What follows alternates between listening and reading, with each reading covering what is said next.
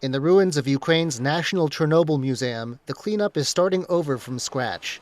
The monument to history's most infamous nuclear disaster and a deep trauma for Ukraine had only just finished renovations ahead of its 40th anniversary. Now it's partly destroyed, the latest Ukrainian building blasted apart in a Russian missile attack.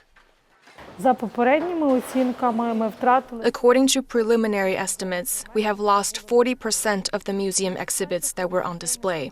A significant portion of the items have been rescued from the exhibition. I hope that we will still find some items that may be trapped under the collapsed drywall structures. And Russia says it's just getting started. Its foreign ministry on Monday warned foreigners to leave the capital Kyiv ahead of what it called, quote, systematic strikes against key Ukrainian targets. Russia says it's retaliation for a Ukrainian strike here on what it says was a student dormitory. Moscow says the attack in a Russian-occupied part of Ukraine killed 21. 3 waves of drones 10 to 15 minutes apart, 16 UAVs in total. They waited for the children to run out. They fired directly at the children. Ukraine says it's not responsible for the attack, that it struck a drone command center instead.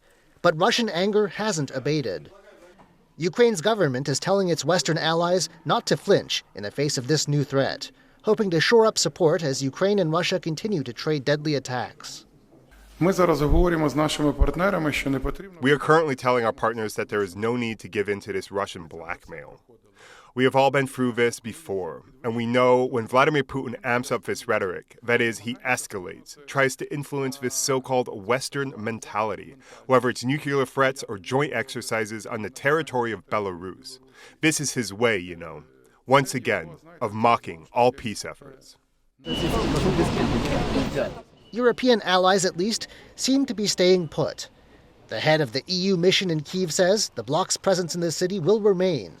And among the diplomats laying flowers in a Kyiv neighborhood battered by a recent strike was France's ambassador to Ukraine, who had this assessment.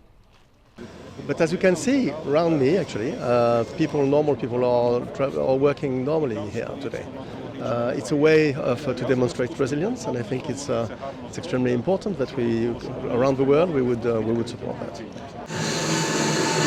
Russia seems serious about pushing ahead with fresh attacks. The country's defense minister recently inspected a command center of Russian forces in Ukraine.